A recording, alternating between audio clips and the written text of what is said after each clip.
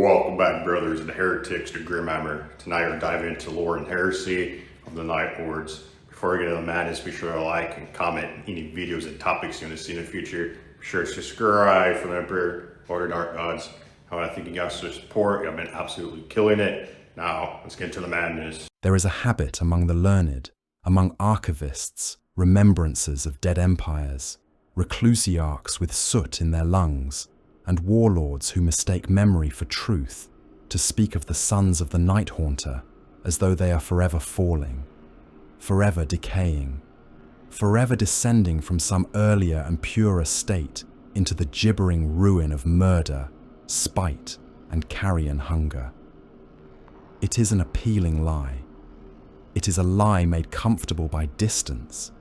It is a lie made useful by those who would rather believe monstrosity must always be a corruption of purpose, rather than admit that purpose itself may have been monstrous from the first breath drawn in the dark. For the matter before us is not whether the Night Lords have become noble, nor whether any absolution waits for them among the stars. No absolution waits for them. No redemption haunts the blood-soaked wake of the 8th Legion. Their gauntlets remain slick with the work they were always born to do. Their trophies still turn in the cold, wind of breached hulls and burning battlements. Their laughter, when it comes at all, is the laughter of grave pits split open beneath a midnight sky. Yet for all that, and perhaps because of it, there is cause to wonder whether these midnight-clad executioners are not straying from their origin, but drawing closer to it than they have in many ages. That thought is worth examining precisely because it is poisonous. It resists the convenience of simple condemnation. It does not ask whether Conrad Curze was right in any moral sense, for morality withers quickly beneath the guns of the age and becomes little more than a word scratched into the side of a coffin. It asks instead what the 8th Legion was for, not what their enemies named them in proclamations written by trembling bureaucrats beneath Aquila-carved ceilings. Not what frightened populations shrieked as they were dragged from hab blocks and manufacturing lines to die in exemplary agony. Not even what latter-age renegades, pirates, and degenerates have made of the Legion's corpse as they drape themselves in flayed skin and call it inheritance. The question is narrower and therefore more terrible. What did Curze think he was building when he taught his sons that fear was a cleaner law than hope? That flesh opened on public walls was a more eloquent sermon than any oath, and that terror was not a stain upon order, but the truest foundation of it. To understand such a thing, one cannot walk the path in neat sequence, one campaign after another, one betrayal following the next, like beadwork on a martyr's cord. That is not how the truth of broken legions survives. The great traitor hosts do not preserve themselves as clean histories. They persist in scraps, in visions, in contradictory testimony, in battle plate etched with old shames, in half-remembered verdicts spoken through vox distortion and the dry mouths of prophets. Their identities endure the way a battlefield endures after the guns fall silent, not as a whole landscape, but as isolated fragments, a snapped standard, a skull half buried in ash, a crater still warm at the edges. The 8th Legion is especially so. Other brotherhoods of the Long War have gods to bind them, dogmas to yoke their fragments together, black crusades to lend coherence to their centuries of butchery. The Night Lords possess bitterness, memory, and the after-image of a father who taught them to wield fear as both blade and scripture. They are less a legion now than an echo moving through the dark. But an echo still preserves the shape of the original cry. That is why context matters more than chronology here. A single recovered hololith, a fleet gathering beneath old symbols, a prophet speaking in his father's cadence, a war band refusing the more ecstatic insanities of its fellow renegades in favor of patient cruelty and calculated horror. These things reveal more than the grand announcements of crusades and sackings. The largest events often conceal. The spaces between them confess. In those spaces, one begins to see that the 8th Legion has never merely been a rabble of sadists in midnight blue ceramite, however much some among them have delighted in proving the accusation true. One begins to see an older design, cracked and defiled, but not wholly erased. Their methods were not random expressions of appetite. Their violence had grammar. Their atrocities had audience in mind. Their massacres were messages before they were indulgences. Limbs nailed above transit ways, torsos emptied and left hanging from precinct walls, magistrates skinned before the masses they had failed to govern. These were not simply murders magnified by legionary strength. They were declarations. They said, obey. They said, remember. They said, there is a punishment that walks in the dark, and it has your scent. This is the distinction that must be held in the mind, no matter how much it revolts the conscience. The Imperium declared the Night Lords to be a necessary terror at best, and a shameful aberration at worst, useful when compliance had to be bought in blood, and disowned the moment the blood smell clung too long to the record. Curze believed something harder and colder. He believed that all societies, no matter how richly they clothed themselves in law, civility, aspiration, or imperial destiny, were animals at the core and could only be mastered by fear of exemplary punishment. He did not see terror as an unfortunate tool in the arsenal of order. He saw it as order's truest face. His sons, in time, became something else again. Many became reavers drunk on inherited license, killers who preserved the aesthetics of justice while abandoning any larger design behind it. Many descended into the easy ecstasies of cruelty for its own sake, not because they had learned their father's lesson too well, but because they had forgotten the original shape of the lesson and kept only the knife. And yet that decay does not settle the matter. It complicates it. If a weapon is broken, that does not prove it was never forged for purpose. If a legion collapses into predation, that does not mean its first creed was mere madness dressed in authority. It may instead mean the conditions that once gave that creed function have long been absent. The 8th Legion, during the latter years of the Great Crusade and after the Heresy, often looked like beasts loosed from their chain, because in truth, that is what they were. They had lost the empire that sanctioned them. They had lost the Primarch who defined them, even in his ruin. They had lost the lie that their horrors served a civic end beyond immediate compliance. What remained was method without state, punishment without structure, fear without a sovereign order to install behind it. In such conditions, terror curdles. It ceases to police and begins merely to feed. But look now upon the age through which the corpse empire staggers. Look long enough, and the old question returns with a sharper edge.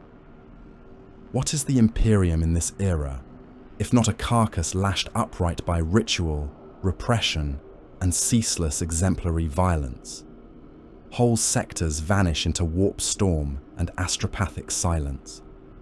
Shrine worlds drown in their own pilgrimage blood. Hive cities become butcher yards of riot, contagion, and food war. Planetary governors rule from bastions ringed with hanging bodies, while preachers proclaim suffering a sacrament, and the administratum tallies the dead as though numbers could replace governance. Across the stars, the old structure frays. Supply lines fail. Command fractures. Relief fleets arrive years too late, or not at all. In such an age, what law remains to frighten populations except the law of terror? What message still cuts through panic, except the promise that disobedience will be answered immediately, publicly, and in screaming flesh? That is the hateful brilliance at the core of the matter.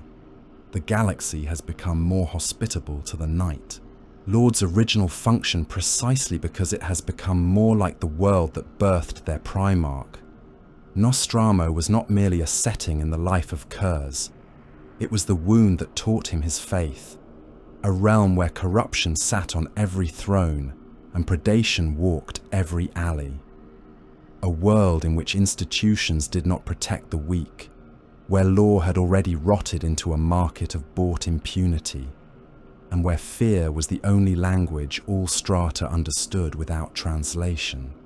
Curze did not emerge from that darkness believing mankind could be inspired to goodness.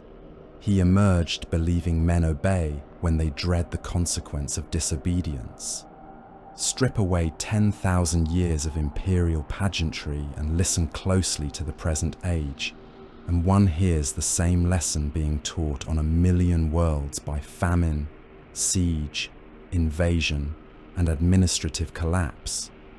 This does not make the Night Lords virtuous. It makes them legible. It makes them horribly relevant. A fractured galaxy rewards those who can dominate without holding ground for long, who can break a population's will faster than they can be reinforced, who can turn rumor into paralysis before the first assault boat even claws atmosphere. The 8th Legion excelled at that, before many of their brother legions understood such warfare had its own sacred logic. They did not merely descend upon a city, they reached ahead of themselves through whispers, disappearances, mutilations, and impossible sightings. By the time the first gunship screamed over the habstacks, half the battle was already won in the adrenal glands of the prey. In an age where worlds stand isolated and terror outruns astropathic warning, such methods regain a hideous utility. There are those who will insist this changes nothing, that a Skinner who remembers an old catechism is still only a Skinner, that raiders draped in flensed hides do not become anything more meaningful merely because the age once again rewards their instincts. There is truth in that. The 8th Legion remains fractured. Its warbands remain diseased by rivalry, greed, prophecy, vanity, and old hatreds gnawed down to the bone.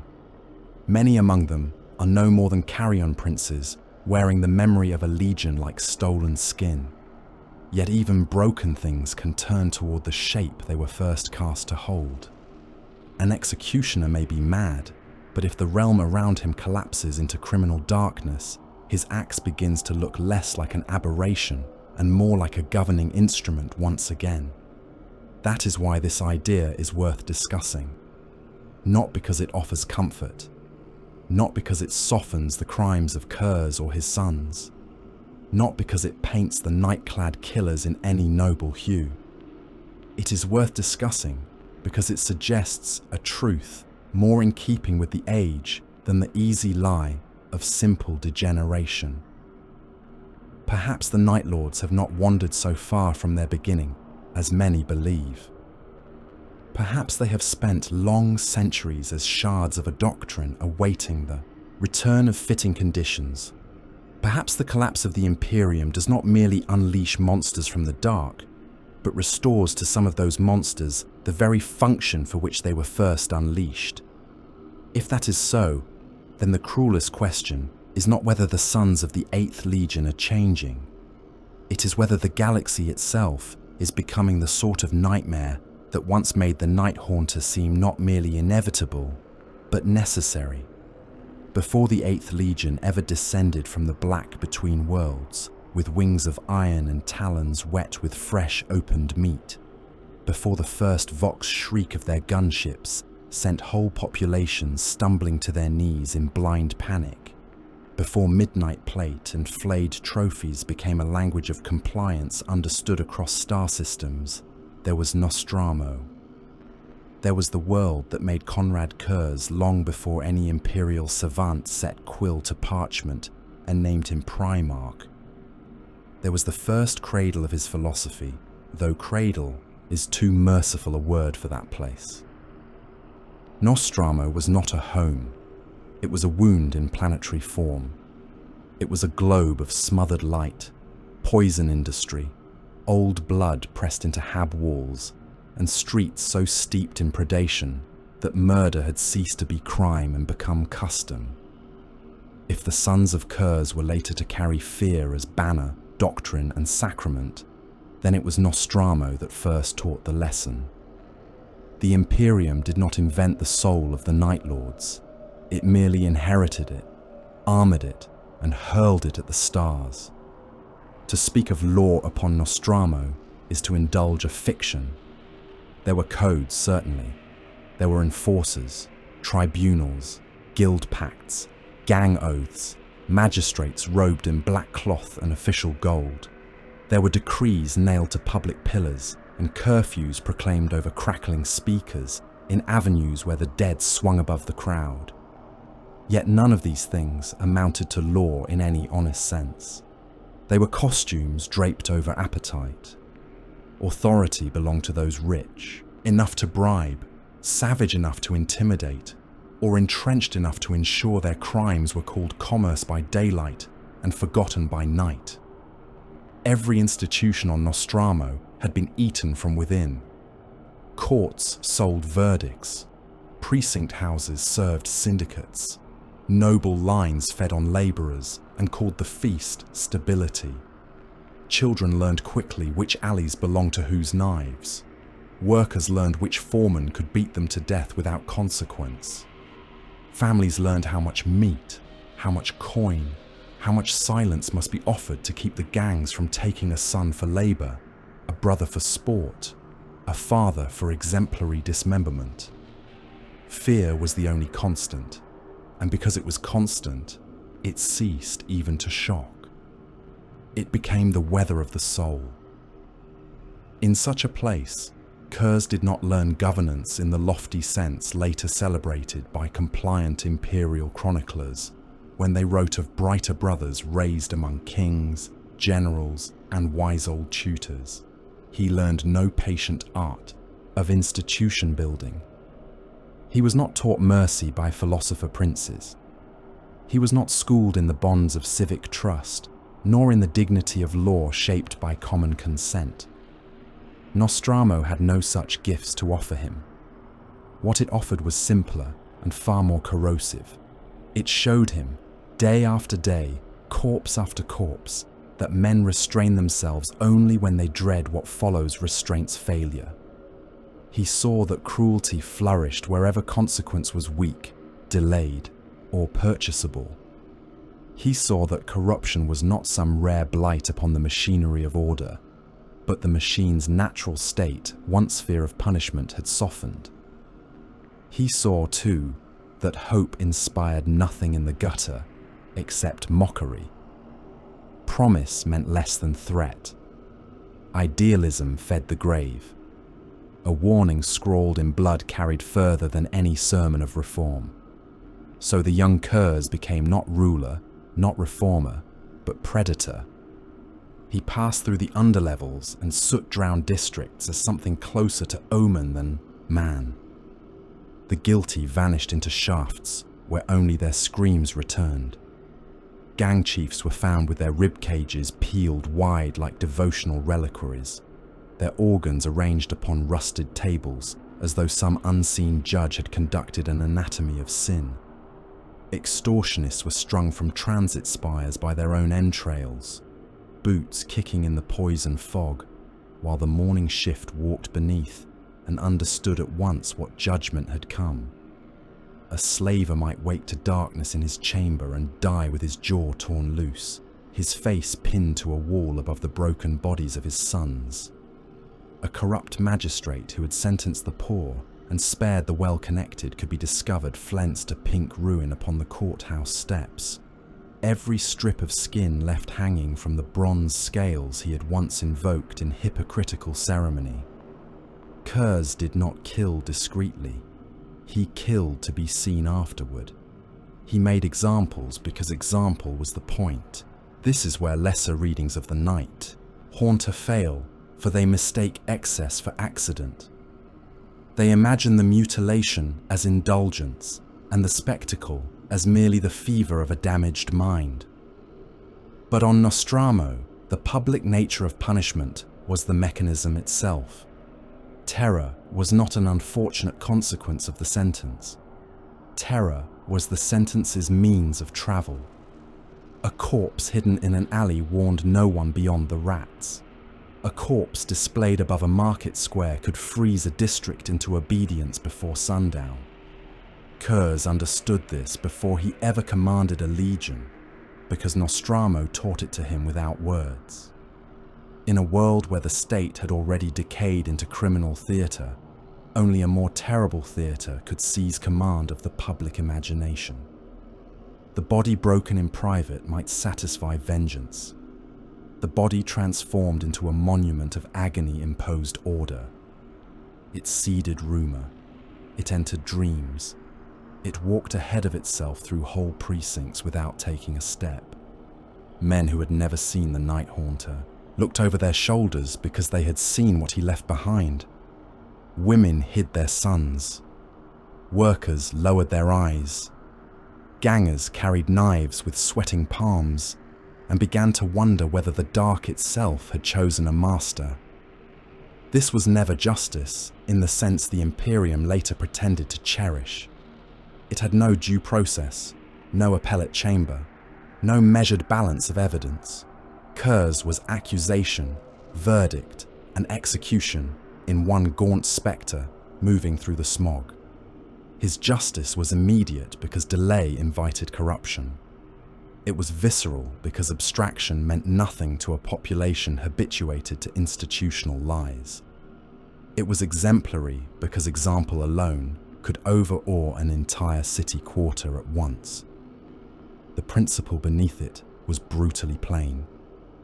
Punishment must be certain. Punishment must be memorable. Punishment must make the thought of transgression taste of blood before the act is even done. That was the marrow of Curze's revelation, and it came to him not from his gene, sire, not from the emperor's strategists, not from any legal doctrine worthy of the name, but from direct communion with the ugliest truths of human conduct as he found them in Nostramo's choking dark. From that dark, there emerged the first true shape of the night haunter, and this too must be understood clearly. The persona did not arise after Curze took command of his legion. It was already there, fully rooted in method and myth, long before the Eighth came to kneel before him. He had made himself into the thing the city feared most, because only fear held the city still. He became nocturnal retribution given flesh. He became the whisper in Hab corridors that silenced arguments and halted criminal bargains mid-sentence. He became the image of inevitable punishment, descending without warning, impossible to bribe, impossible to flee, impossible to reason with, because reason had already failed. By the time his sons found him, terror was not some campaign doctrine he later chose from a shelf of available strategies. It was his native language.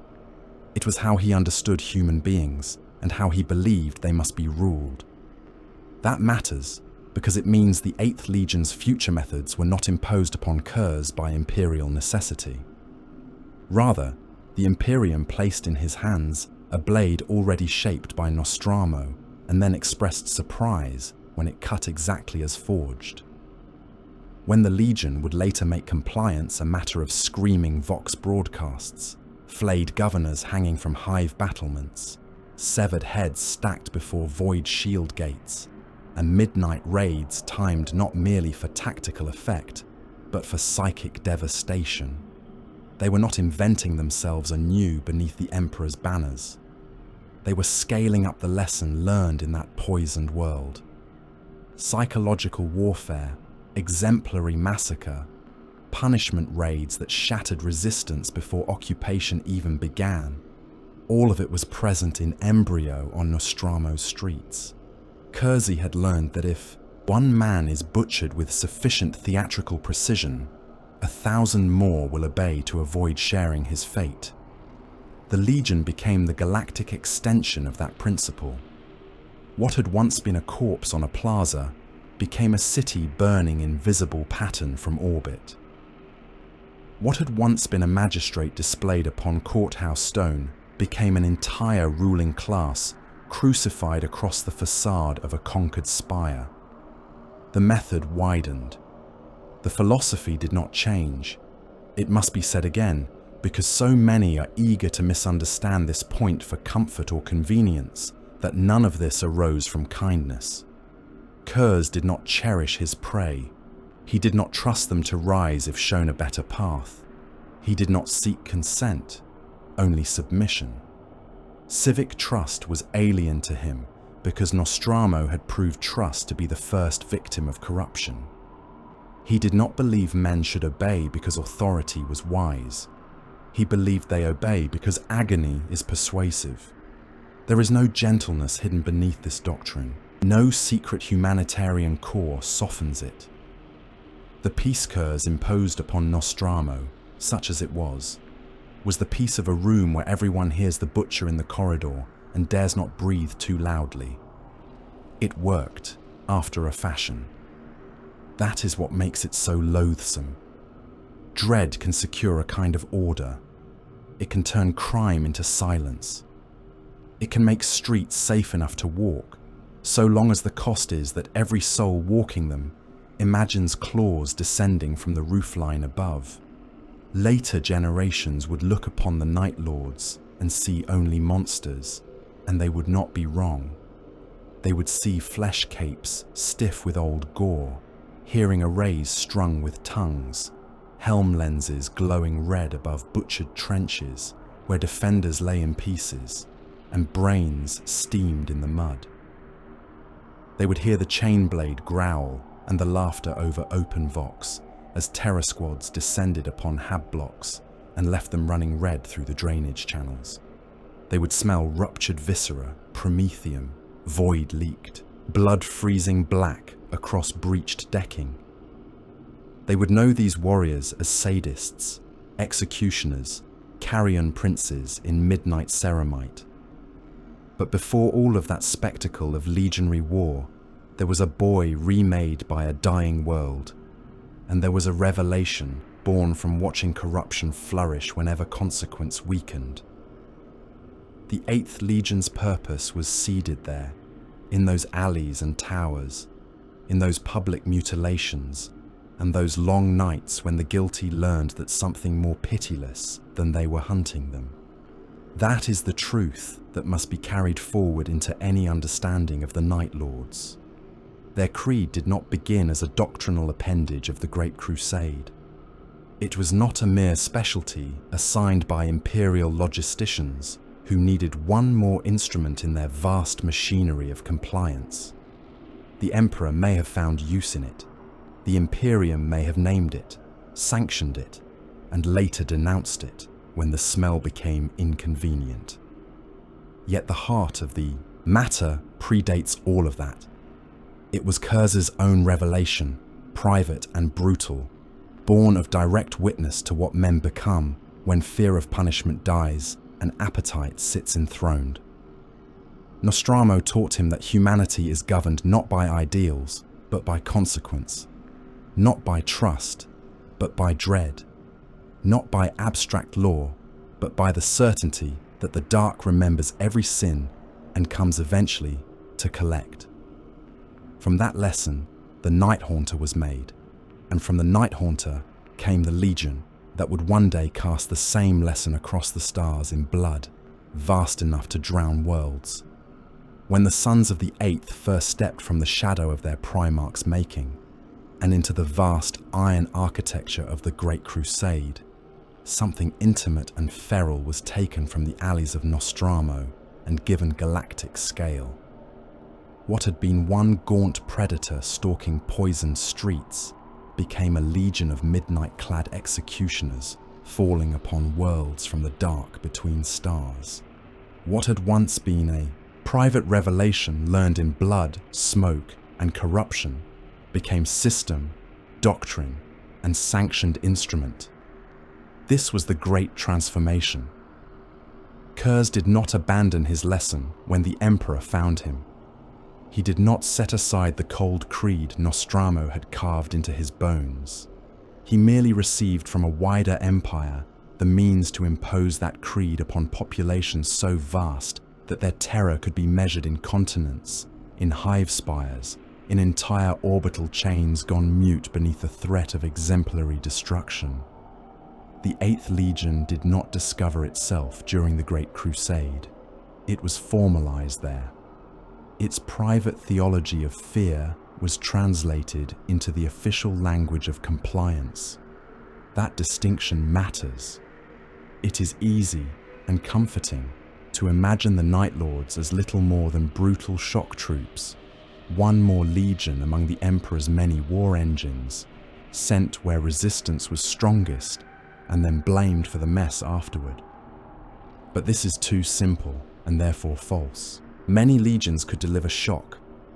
Many could descend in thunder, smash fortifications, butcher defenders, and raise the Aquila over the smoking ruin before dusk.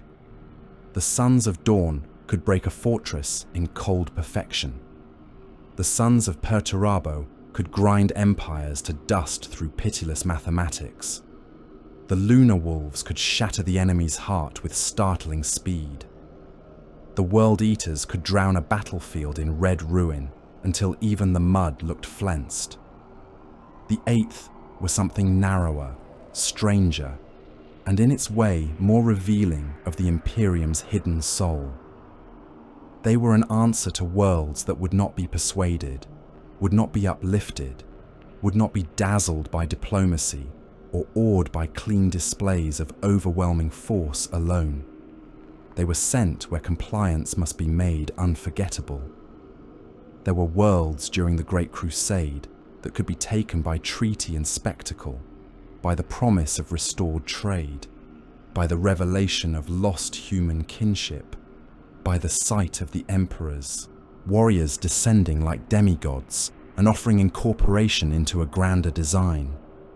These were the triumphs later chroniclers adored. They could be painted on cathedral walls. They could be sung in halls of remembrance. A world bowed, was spared, and joined the great endeavor of humanity's reunification. But there were others.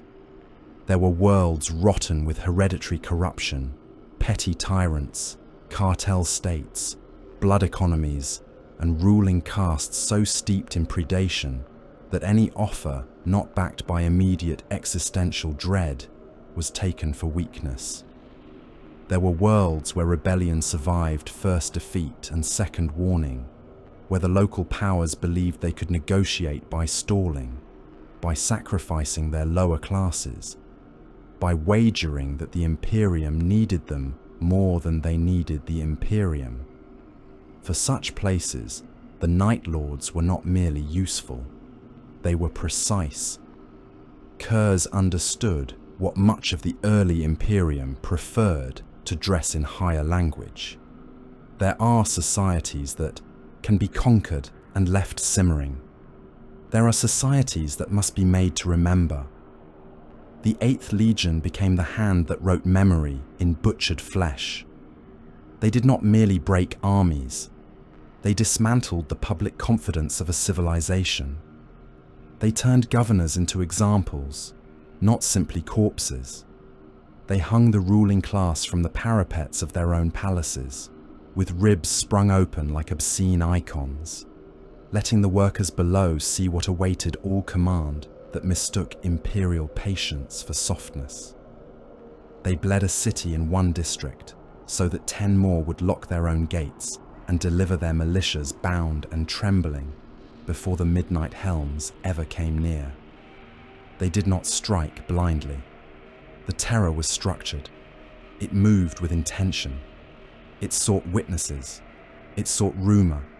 It sought the collapse of resistance before the full military cost of resistance had even been paid. In this way, fear was militarized. On Nostramo, it had been the craft of a single hunter. During the Great Crusade, it became campaign architecture. Compliance operations under the 8th were never only about seizure of terrain or extermination of opposing military assets. They were about the creation of a psychic environment in which the enemy population understood that further defiance meant pain beyond imagination. Pain not limited to soldiers, fortresses, or command staffs, but radiating out through all the symbols a society used to reassure itself of continuity. Public punishments became military tools. Broadcast executions became pre-assault bombardments of the mind. A flayed magistrate turning slowly from a hive gantry could accomplish what shells and last volleys might otherwise require weeks to force. An annihilatory example, applied with theatrical precision to one city, one bloodline, one mutinous regiment, could cow an entire world into obedience.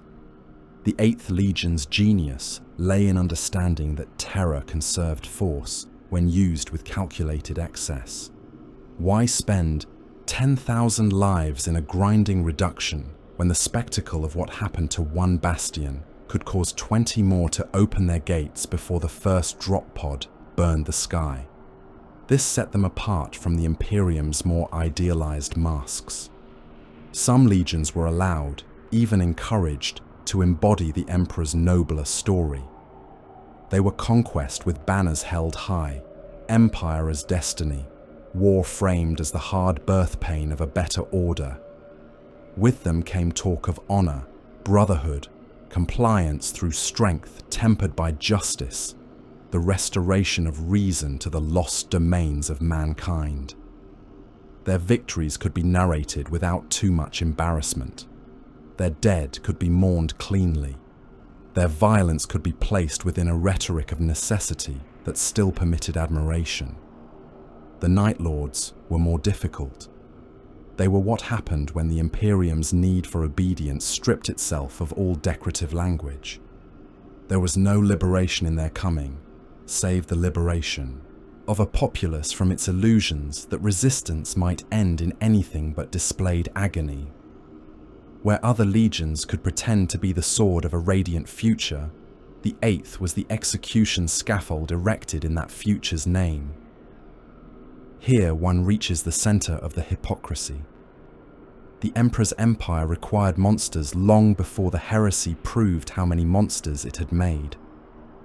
It preached unity, rational order, human destiny among the stars, yet it expanded through means often indistinguishable from nightmare to those on the receiving end. Whole civilizations were absorbed not because they were convinced, but because they were broken. The Great Crusade spoke often of illumination, but it advanced at bolter point. It denounced tyranny while elevating absolute conquest into virtue. It called itself the healer of mankind, even as it set whole cultures to the torch for refusing the terms of recovery. The Night Lords were despised because they made this contradiction impossible to ignore.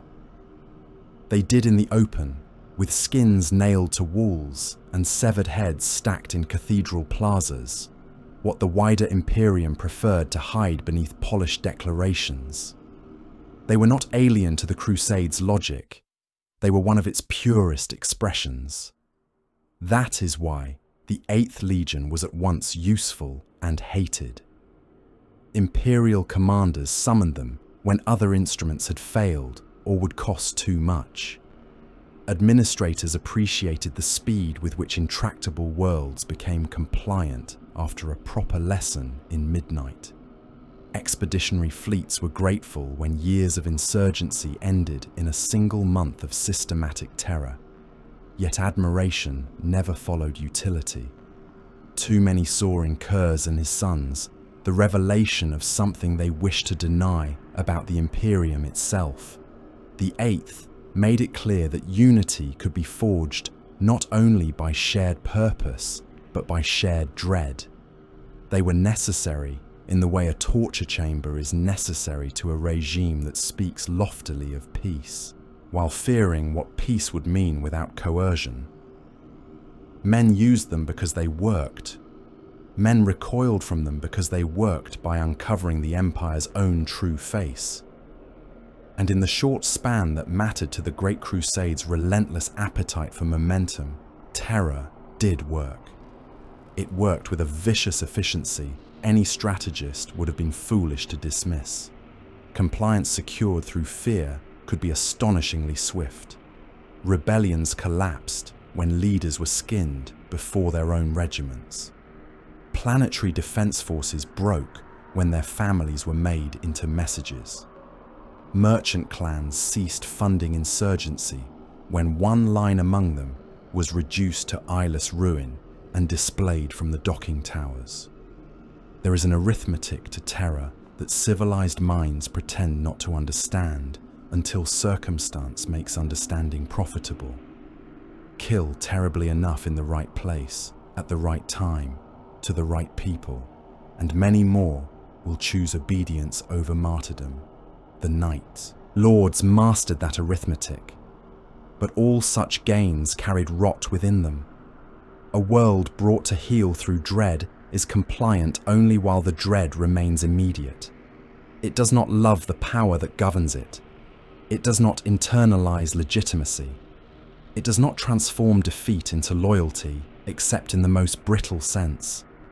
The fear may quiet the streets, but it leaves hatred in every cellar and memory, in every bloodline. Children who grow beneath public gallows do not forget. Workers made to march past their flensed rulers do not become faithful citizens, so much as silent prisoners awaiting weakness in the jailer.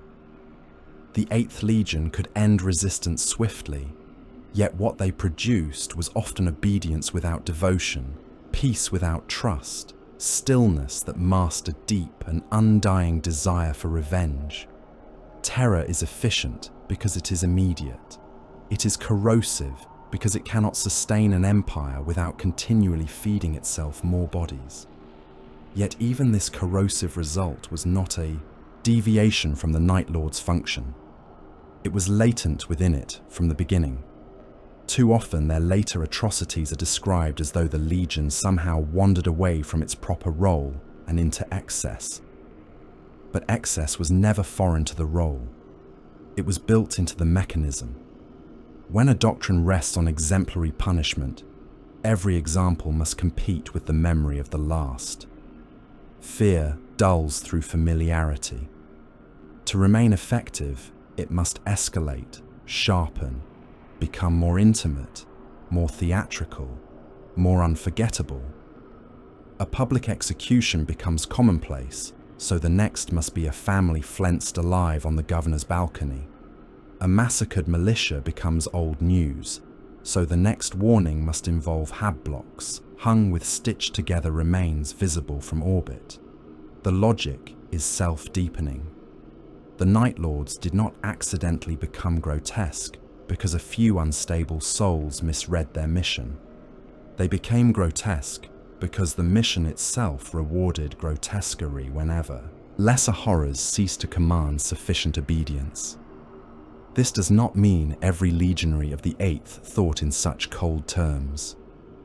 Many enjoyed the work too much.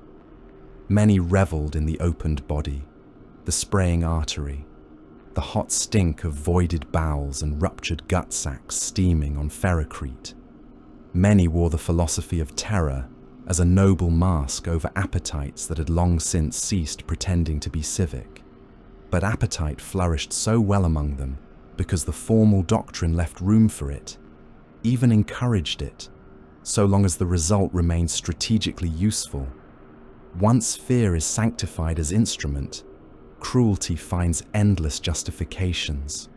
Once horror becomes policy, the men most suited to horror rise easily within its hierarchy. The 8th Legion's moral collapse cannot be separated neatly from its assigned role, because that role already demanded a kind of practice monstrosity from the start. Thus, the Great Crusade did not civilize the lesson Curze learned on Nostramo. It standardized it. It took one Primarch's bitter revelation about human nature, and gave it fleets, companies, compliance offices, and sanctioned beneath the banners of imperial unity. It made a doctrine from dread and then feigned surprise when dread consumed those asked to wield it. The Night Lords became the answer to a question the Imperium hated hearing aloud. What do you do with worlds that will not kneel for reason, for glory, or for promises of a better age? The answer was midnight, shrieking metal, public slaughter, and memory carved into skin. And so the question that lingers over the 8th Legion's entire history is not whether they turned monstrous after their purpose was lost. It is whether monstrosity was the inevitable price of fulfilling that purpose exactly as designed. Did the Night Lords become monsters because they betrayed the role given to them, or because they followed its inner logic more faithfully than anyone else in the Emperor's empire dared admit? Conrad Curze was the maker of the 8th Legion in a sense no mere gene-sire should ever be permitted to become. Other Primarchs shaped their sons through conquest, discipline, fraternity, vision, or the heavy gravity of impossible example. Curze did all of these in broken form, but beneath them, he gave his legions something darker and far more corrosive.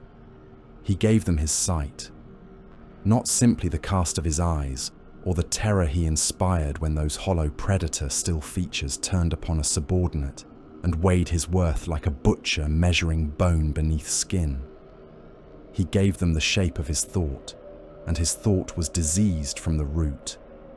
He was both the architect of the 8th Legion's identity and the first blade driven into its heart. Everything the Night Lords became can be traced back to him, not only in their weapons, rituals, and methods of punishment, but in the rot that prevented those methods from ever remaining stable. He taught them what fear could do. He also taught them that nothing fear-built would ever truly endure. That was the poison hidden beneath his lessons. Curze was not merely a master of terror. He was a creature haunted by visions that denied the possibility of lasting victory. He looked upon men and saw betrayal already written in their marrow. He looked upon cities and saw their future corruption crawling beneath the stone before the foundations were even set. He looked upon his brothers and sensed fracture, hypocrisy, ambition, blood.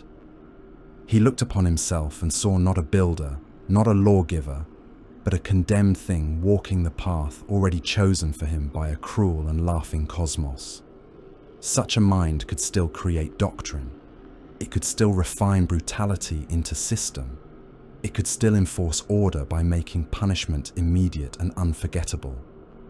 But it could not stabilize what it had made, because stability requires belief that improvement can outlast coercion. Curze did not believe that. He believed only that sin would return the moment fear slackened, that corruption was not a sickness to be cured, but the natural posture of human life whenever the knife withdrew from the throat. So the 8th Legion inherited more than a weapon. They inherited a worldview of despair. Fear in their hands was never merely tactical. It became metaphysical. It was not simply that terror subdued the rebel, silenced the criminal, or cracked the will of worlds too proud to kneel. It was that terror seemed to confirm what their father believed about all existence. Men were base, societies were rotten, every oath concealed appetite, every law concealed privilege, every dream of order was merely a scaffold waiting to be fouled by those it was meant to restrain. In such a vision, punishment is not a regrettable necessity within a larger project of renewal. It is the only honest relation between power and the governed. That was the true inheritance Curze bestowed upon his sons. Not just the use of fear, but the conviction that fear was the final truth beneath all political language. Here lies the contradiction that doomed them. Curze believed punishment was necessary with a fanatic certainty. His entire life had been a sermon on that point, delivered in opened bodies and hanging carcasses. Yet he also believed corruption was inevitable. He did not think terror would redeem mankind. He did not think his legion could shepherd populations toward any lasting virtue.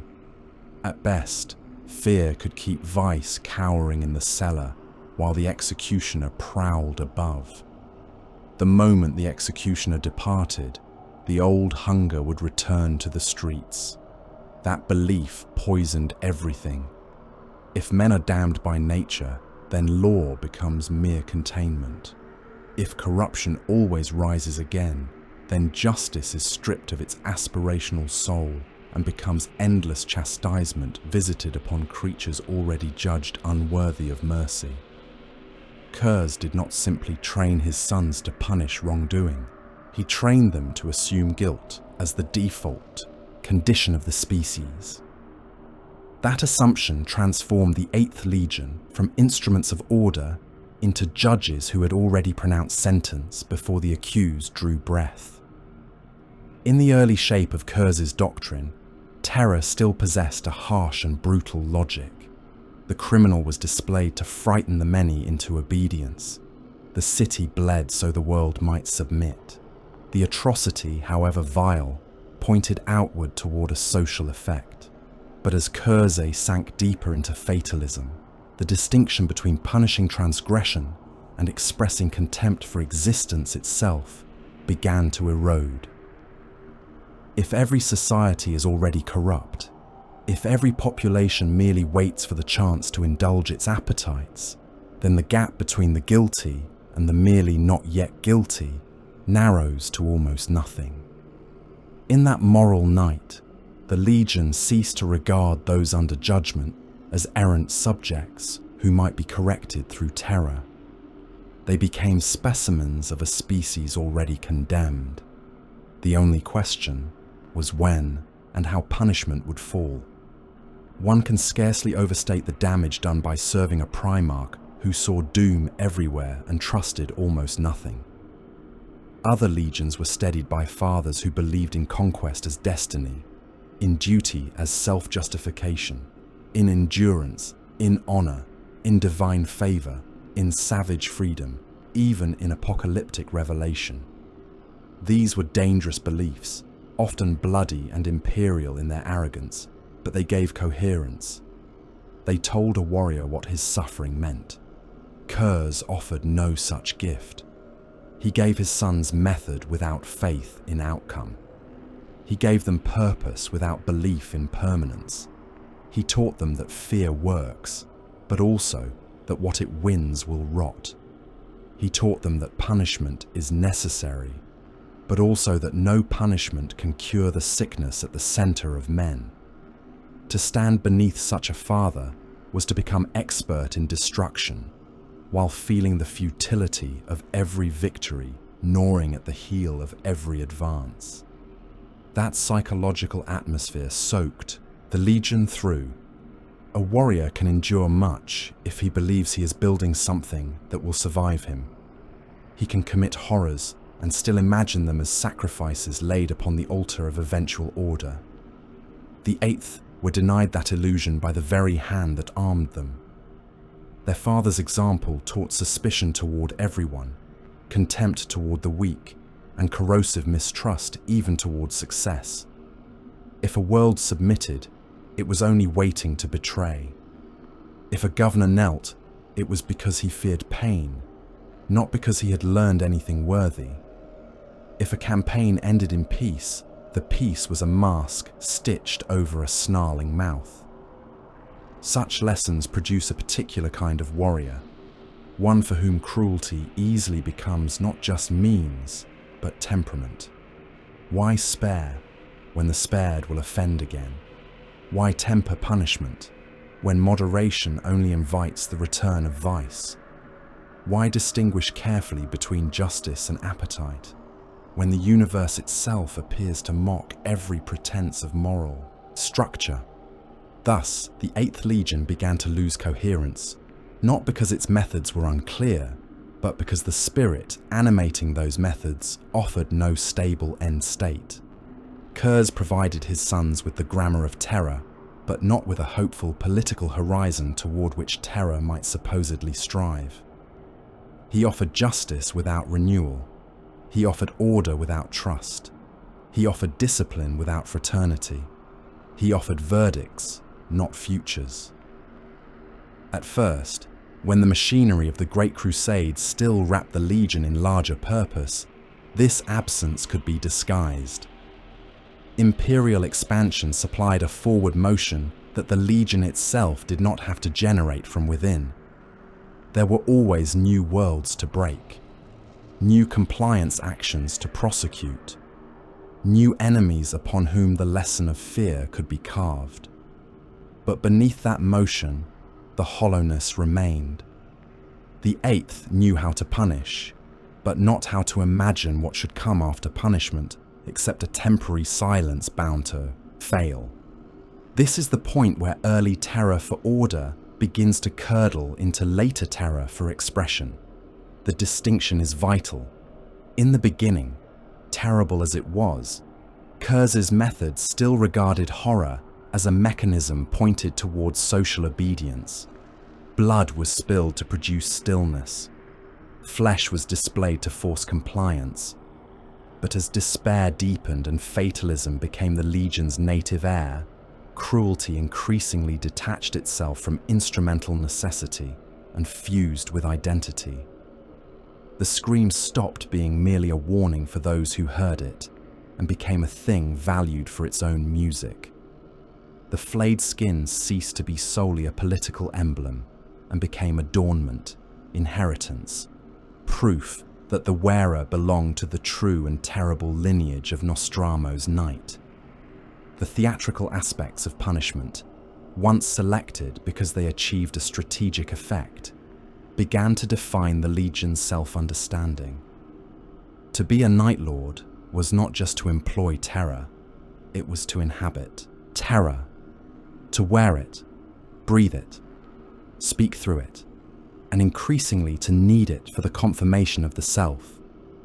Many within the Legion no doubt believed they remained faithful to the Father's design by pursuing horror to these depths. In a narrow sense, some were correct. Curze had taught them that fear was the only truth men understood. He had shown by example that spectacle mattered, that the public ruin of the condemned must carry the warning into every watching heart. Yet by stripping away all hope of renewal, by insisting that corruption was inevitable and virtue a brittle lie, he had also removed the final restraint that might have prevented terror from becoming self-sufficient. If there is nothing to save, then punishment needs no horizon beyond its own enactment. If all are already damned, then atrocity requires no justification outside the executioner's certainty. This internal decay matters because it obscures the original shape of the Eighth Legion's purpose. Later, ages see only the skinning pits, the trophy racks, the shrieking vox channels, the warbands preying upon the weak with all the ceremony of carrion kings.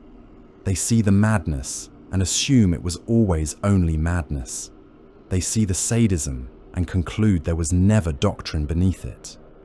Yet to understand the Night Lords, one must separate origin from degeneration without pretending the two are easily severed. Curze did not found a legion of random butchers. He forged an instrument of terror rooted in a savage reading of human nature. But because that reading allowed no faith in redemption, because it treated corruption as destiny and punishment as permanent necessity, the instrument carried collapse inside itself from the first. His sons were taught to become the hand of judgment, while also learning from their father that judgment never truly ends, never heals, never creates anything enduring enough to trust. And so Conrad Curze stands at the black center of his legion's history as both father and undoing. He gave them the doctrine that made them uniquely terrible. He also infected that doctrine with despair so profound that terror could never remain bounded by function for long. He wanted order and believed only fear could impose it. He believed fear was necessary because men were corrupt. He believed men were corrupt because he saw corruption everywhere. He saw corruption everywhere because his visions and his wounds taught him to expect nothing else. The circle closed around him and then around his sons. From that closure came a legion capable of extraordinary precision in the manufacture of obedience, yet ever more drawn toward cruelty that no longer served anything beyond the expression of what they had become. All of this would remain poisonous but manageable, so long as the vast frame of the Imperium could still contain it, disguise it, and direct it outward. But a doctrine built on hypocrisy, a father consumed by prophecy, and a legion already rotting, from within could not endure the storm that was coming. There would come a point when Imperial purpose, Curze's fatalism, and the 8th Legion's own appetites would no longer pull in the same direction. There would come a point when the lie of civilized conquest would split open, and beneath it the madness, the grievance, the self-loathing, and the naked utility of terror would all be dragged into the light together. That point was the heresy, where purpose, hypocrisy, and doom ceased to balance one another, and instead tore the whole disease structure apart. There are wars that reveal the character of those who fight them, and there are wars that peel the skin from every lie an age has told itself, and leave the raw meat of truth steaming beneath a pitiless sky. The Horus heresy was the latter. It did not merely divide the legions Astartes into loyal and traitor, nor did it simply break the material architecture of the Imperium and drown whole star systems in arterial ruin. It tore the masks from every legion and showed, in the firelight of burning capitals and the butcher red glare of void war, what had always lived beneath banners, declarations, and claims of unity. Every oath was tested against appetite. Every doctrine was dragged from the lecture hall to the killing field and forced to prove what it had really meant all along. The noble discovered the depth of their savagery. The savage discovered how thin nobility had always been. What had been hidden beneath imperial pageantry came shambling out through ruptured steel and corpse-choked mud, with its hands wet and its teeth showing. For the 8th Legion, this mattered more than for most, because the heresy did not create their darkness. It did not whisper atrocity into innocent ears or corrupt a force that would otherwise have remained stern but functional servants of empire. Their darkness had always been there, coiled within their doctrine from the first nights of Nostramo, fed by their primarchs, fatalism, sharpened by the Great Crusade's appetite for effective compliance at any cost. What the heresy did was remove restraint. It shattered the external frame within which their terror had once at least pretended to serve a broader political end. Before, the flayed governor hanging from a hive gantry had been explained as a lesson. Before, the gutted militia nailed in rows outside a void shield gate had been folded into the language of order, of unity, of compliance secured through exemplary violence. The horror had been immense, but it had been yoked to something larger than itself, however hypocritical and diseased that larger thing may have been. When the heresy came, that yoke snapped. Once the great imperial fiction of common purpose split open, the 8th were exposed to themselves. Beneath the proclamations, beneath the formal campaign goals and sanctioned compliance orders, what remained? Fear remained. Appetite remained. Contempt remained. The joy of seeing a populace collapse into panic remained. The old methods survived intact, but the old justification bled out onto the floor with the wider order that had once employed them. That was the revelation and the curse. The Night Lords did not need to invent new forms of brutality for civil war. They merely turned the old ones loose without even the thinnest veil of imperial legitimacy stretched across them. Don't forget to like, comment, and subscribe. Support really helps. The skinning pits grew wider. The broadcasts grew more fevered. Palace walls ran black with clotted gore, while severed heads thumped against the marble in the boots of scrambling officials. Whole districts learned that it made little difference whether one was judged rebel, loyalist, innocent, or merely inconvenient. The midnight came all the same. As the Imperium itself dissolved into treachery, counter-treachery, and galactic slaughter, the 8th Legion began to fracture in two ways at once. The first fracture was organizational, and it followed the wider collapse of chain, command, and confidence that consumed the traitor cause as much as the loyalist. Lines of authority that had once at least possessed official clarity became snarls of grievance, local ambition, and competing personal loyalties. Captains acted as princes. Claw leaders pursued vendettas that mattered more to them than strategic coherence. Fleets disappeared into private wars, punitive raids, or acts of sheer opportunistic predation, returning only when there was blood enough to draw them back or plunder enough to tempt them. The second fracture was moral, though moral is a weak word for a legion that had always treated the body of law as a carcass to be opened and examined. It was a fracture of self-understanding. Some still thought in terms of purpose, of fear as instrument, of terror as the shortest path to obedience and collapse. Others no longer cared whether fear produced anything beyond the exquisite moment when a crowd understood there would be no mercy. The distinction was everything, and almost no one had the will to hold it firm. This is how ruin often speaks truer than victory. Triumphs are draped in banners.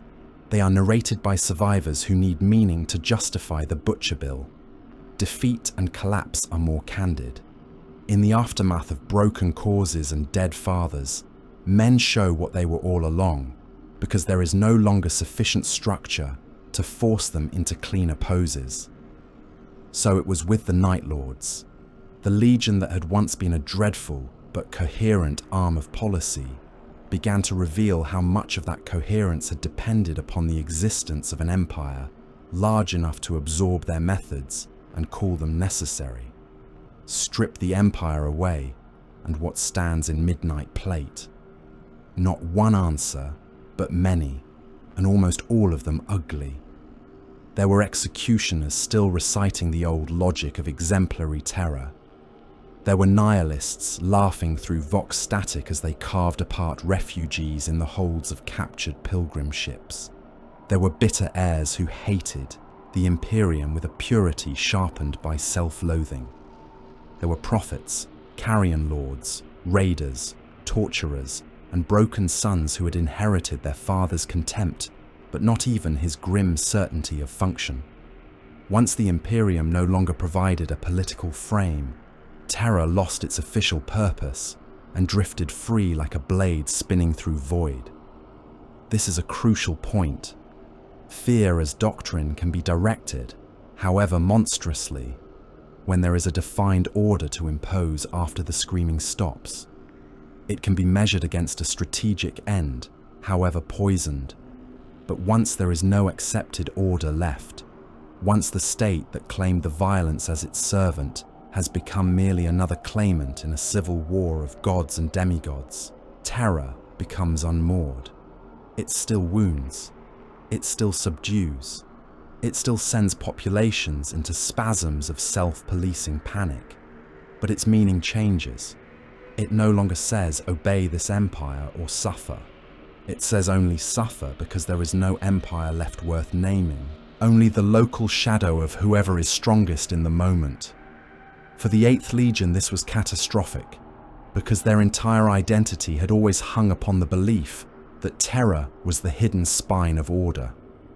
Remove the order, and the spine remains without a body to support.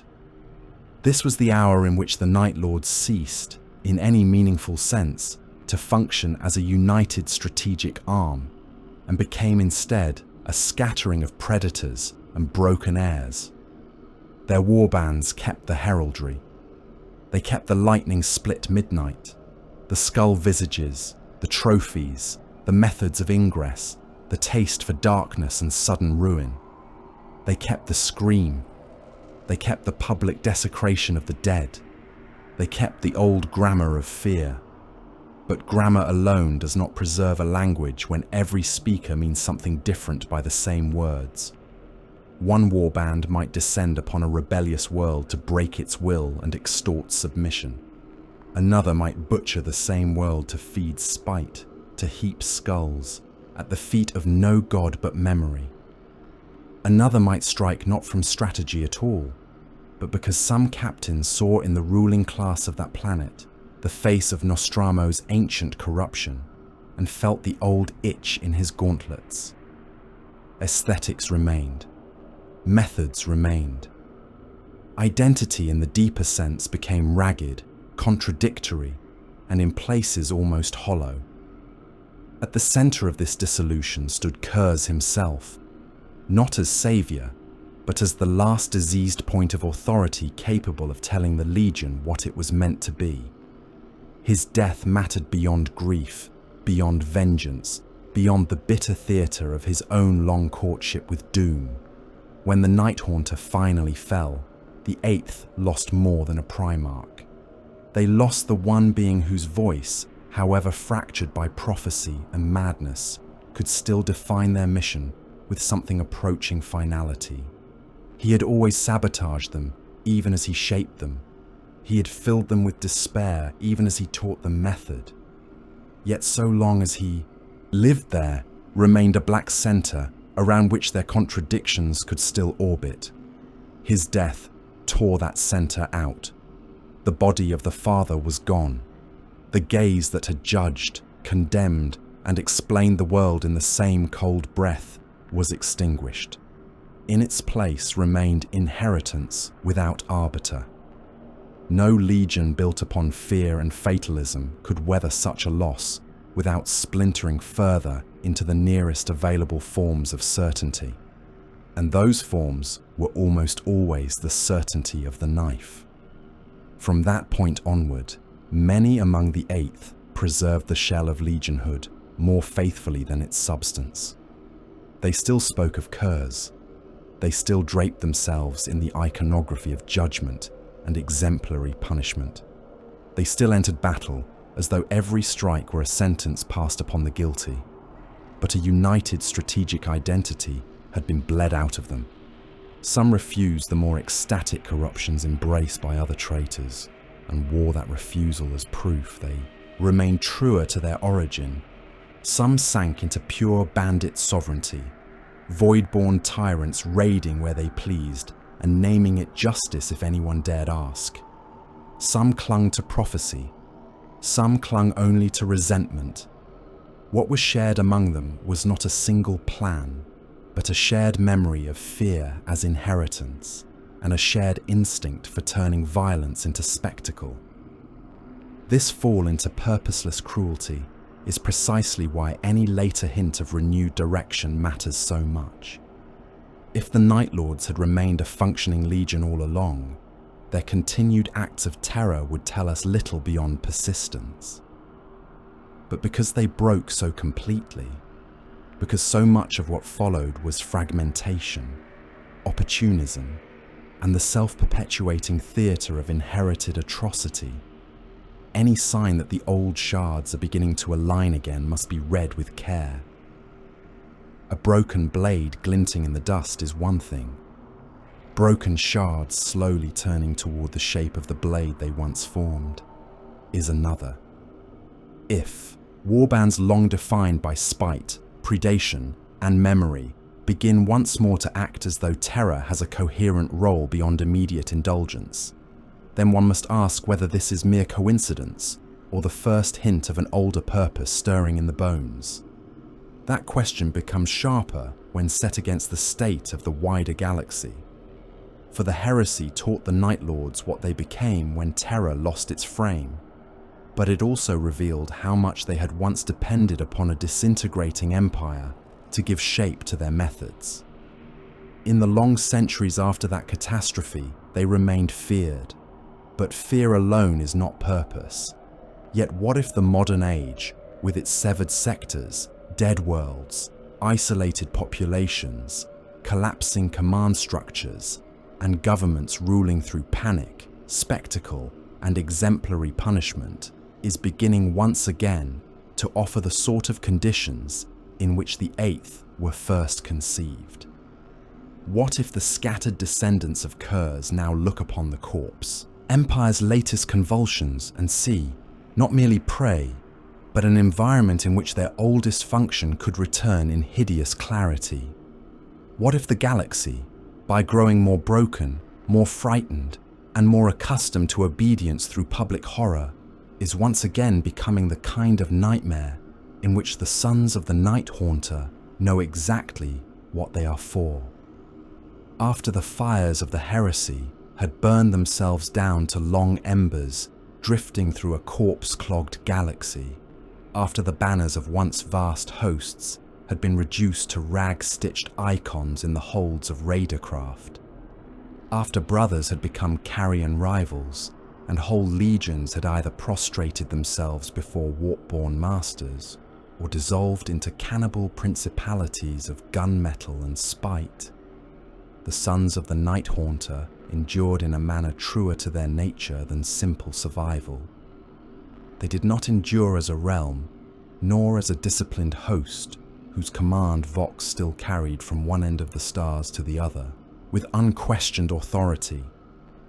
They endured as fragments. They endured as bitterness moving from father to son through gene seed and memory. They endured as rituals whose original logic had half rotted away, yet still carried enough force to shape the hand that performed them. They endured as inheritance in the ugliest sense. A helm passed down through a dozen murderers. A skinning pattern taught from claw leader to initiate like an old family prayer. A caged laugh crackling through the Vox in the same cadence with which another captain had laughed 10 centuries earlier, while splitting a magistrate from collar to groin. They were no longer a unified legion in the old Imperial sense. They were shards of a wound that had never sealed. This is how much of the age after Cataclysm truly works, though Imperial scribes and shrine-droning chroniclers prefer neater stories. Great institutions do not vanish cleanly. They leave remnants. A crusade fails and its survivors become a brotherhood of fanatics with one ship and too many relics. A sector command collapses and its administrative skeleton lingers for generations in the habits of worlds that no longer remember who first made those habits law. A legion breaks, and yet its sons continue to speak with the same inherited grammar of violence long after the body that once gave that grammar coherence has been hacked apart. Broken continuity is still continuity.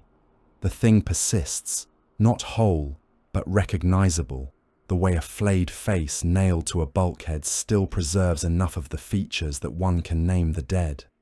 So it was with the Night Lords. Their continuity was not maintained by central command, but by grievance, by remembered doctrine, by symbols that still carried the electric charge of old fear, and by the stubborn refusal of their nature to dissolve entirely into the more obvious seductions of the long war. Yet even among these remnants, there opened a divide as deep as any chain-blade trench carved through rib and lung. On one side were those who became little more than opportunistic murderers. Perhaps they had always been that beneath the rhetoric. Perhaps the collapse merely stripped away the last need to pretend otherwise.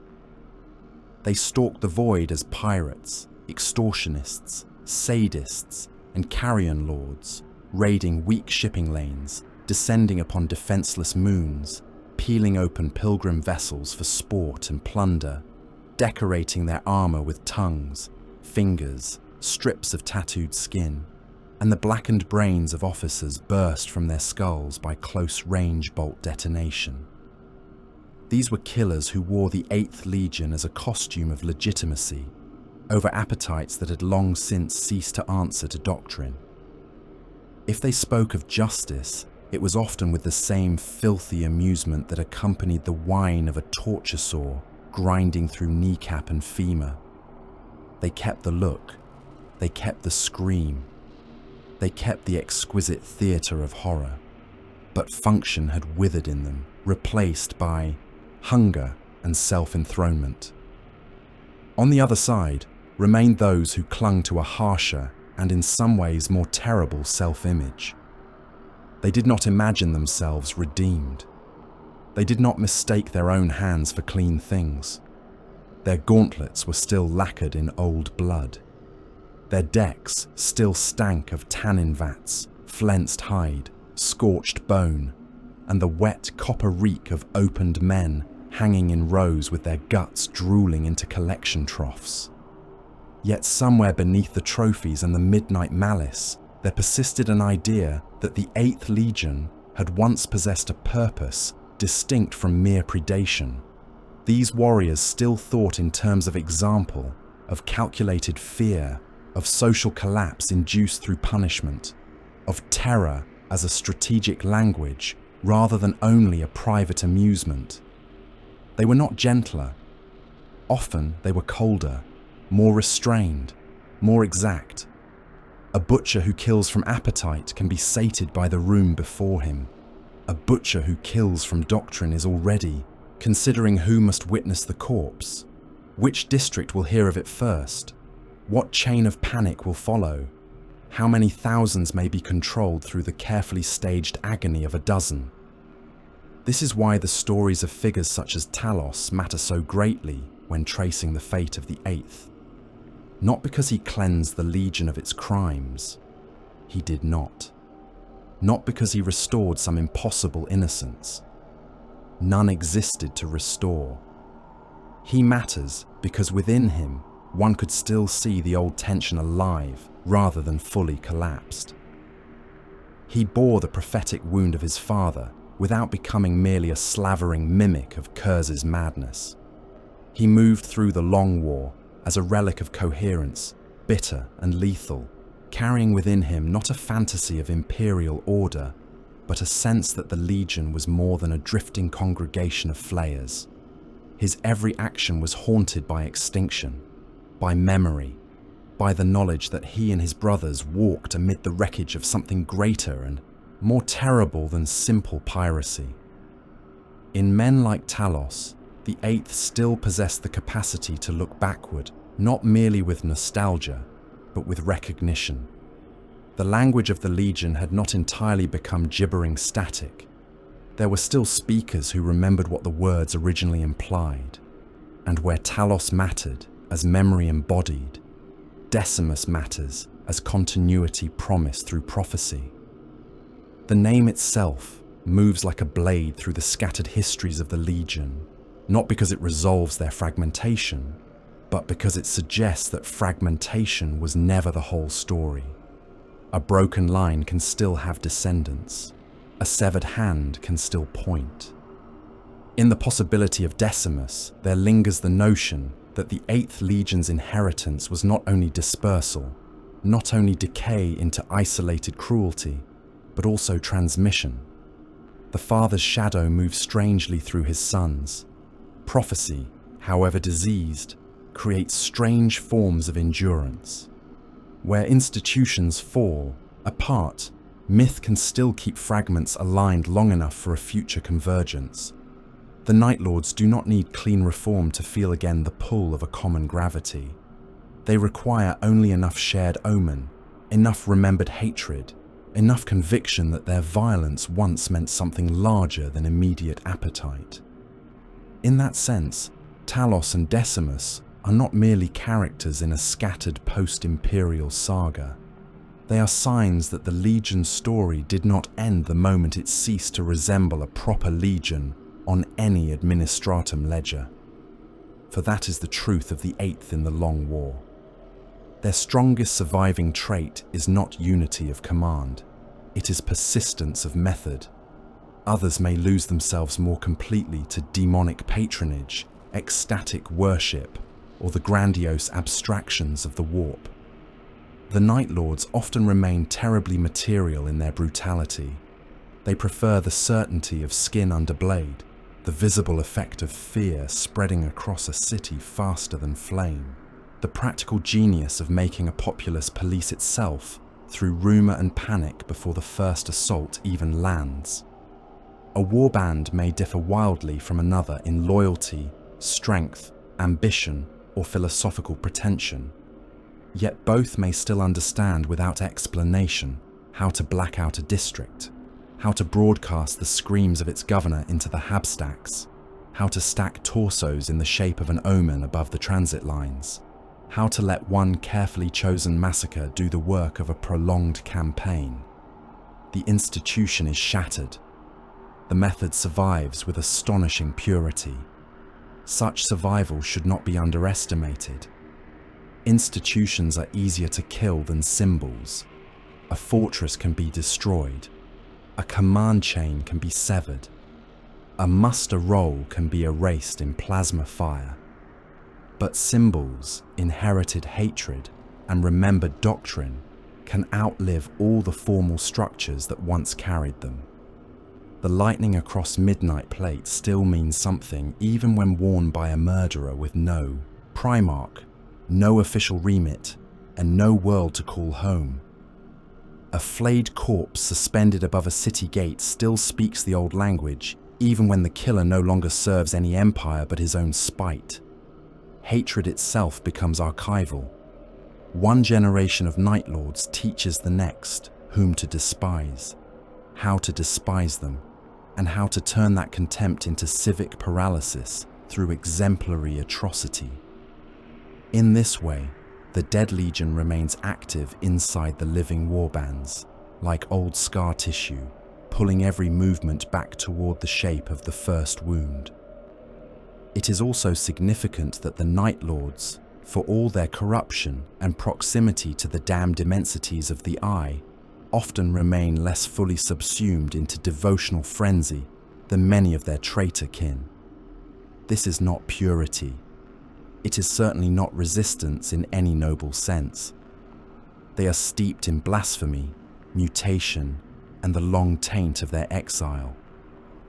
Warp-touched monstrosities claw and whisper in the dark around them as they do around all, who dwell too long beyond the false daylight of the Imperium. Yet many among the 8th remain distinct in the manner of their corruption. They are bitter before they are pious. They are pragmatic before they are ceremonial. Their cruelty is often less an offering to dark gods than a continuation of the older Nostraman revelation that fear itself is power enough. Where other legions dissolve into chanting cult armies with ichor running in ritual channels across their decks, the Night Lords often remain closer to the cold mechanics of material terror. They do not always want worship. They want obedience, paralysis, submission, and the exquisite moment when prey realizes resistance will end with its eyes hanging from one side of its skull and its brains hot on the floor. That relative distance from full religious devotion may be one of the reasons something more recognizably 8th Legion endures within them. A warrior who kneels wholly to a god becomes part of that god's story. A warrior who clings instead to grievance, memory, and method remains part of his father's. The Night Lords can therefore appear at times almost archaic beside their more transformed traitor brethren, not less corrupted, but differently anchored. The warp has not erased the old doctrine because the old doctrine never required transcendence. It required only a bleak reading of human nature and the will to act upon it with unflinching savagery. So long as there are captains who believe populations can be bent fastest through theatrical fear, so long as there are claws who understand the utility of darkness, spectacle, and ruthless example, so long as there are sons who still wear the skin of the condemned as message rather than sacrament, there remains within the shattered remnants of the Legion an active continuity with what Curze made. This is why a shattered Legion can still move toward an old purpose without ever reforming cleanly. It does not need to gather under one banner, renew old command protocols, or declare itself whole in order to become dangerous in a familiar way. Purpose can re-emerge through convergence of instinct. Separate warbands, driven by local motives and old wounds, may still begin to act in patterns that reveal deeper common logic. A claw raiding an isolated hive world, another terrorizing a pilgrimage route, another overthrowing a governor through staged massacre and fear-induced mutiny. These might appear merely as disconnected outrages. Yet if beneath them lies the same rediscovered understanding that terror is not just indulgence, but governance, not just sadism, but social engineering through nightmare, then the old purpose is moving again through the fragments. The blade need not be reforged in a single furnace to start cutting in the same direction. And now one must look up from the blood-wet decking of these scattered warbands and consider the wider galaxy in which they move. The Imperium of the current age is broken in ways that would have seemed almost inevitable to Curze. Sectors vanish into silence. Worlds are isolated for years by storm and war. Governors rule through rationed terror, public executions, and spectacle because they lack the strength for anything subtler. Populations live one panic away from riot, cannibalism, or ecstatic collapse. In such conditions, what kind of coercion works fastest? What language speaks most clearly to the frightened and the guilty? What method can seize a city before the city even understands it is under attack? The answer is the same answer the Eighth learned in Nostramo's dark and carried into the Great Crusade with butchered hands. Fear, public horror, immediate and memorable consequence. The galaxy may hate the Night Lords. It may spit at their name and recoil from the stench of their passing. But hatred does not change utility. One must ask, with all the dread such a question deserves, whether the present state of the stars rewards exactly the kind of coercive nightmare the sons of the Night Haunter were born to inflict.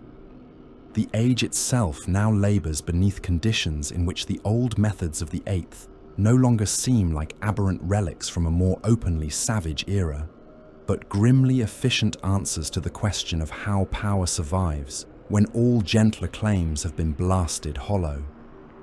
Look across the stars, and one does not behold a coherent empire marching in stern formation towards some radiant human destiny. One beholds borders collapsing into storm and fire. One beholds worlds cut off by warp turbulence, astropathic silence, and the sudden death of trade routes upon which whole hive populations once depended for food, promethium, ammunition, and the thin illusion of continuity. One beholds planetary governors ruling from fortress palaces while their lower hives starve, riot, mutate, and burn. One beholds shrine worlds choked by pilgrimage, plague, and the desperate hunger of the faithful. One beholds manufactorum still screaming day and night for output, even as the workers within them are reduced to hollow-eyed cattle staggering through shifts, broken by public floggings and ration executions. Authority remains, yes, but it remains in fragments. It remains as something wounded, improvised, and afraid of its own weakness.